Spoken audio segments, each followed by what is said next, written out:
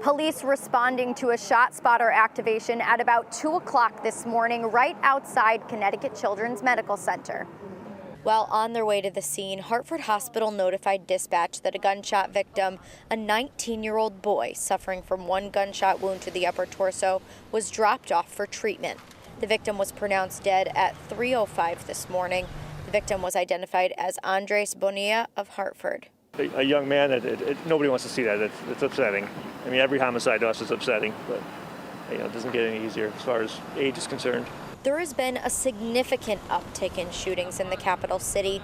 In just under 24 hours, Hartford faced 3 separate shootings, 2 of them involving teens. Hartford Police has a new shooting task force to combat these issues.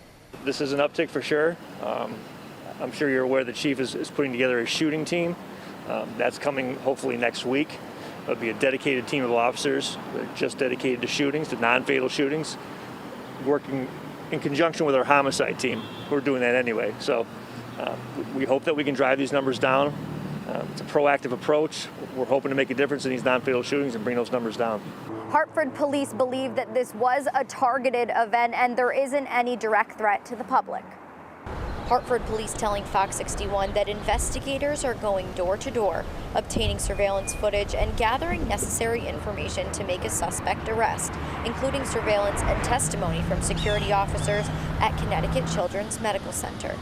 Our security team works with the campus security with Hartford Hospital, our partners at Hartford Hospital, as well as Hartford Police Department, and we take our cues from them to make sure, number one, that the building is safe, and number two, that the campus is safe, and then we take the lead from them on anything that we need to do to take those measures.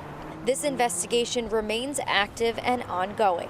Hartford Police encouraging anyone with information regarding the case to call Hartford Police Tip Line at 860-722-TIPS. Lauren Zenzi, Fox 61 News. All right, right now, sir.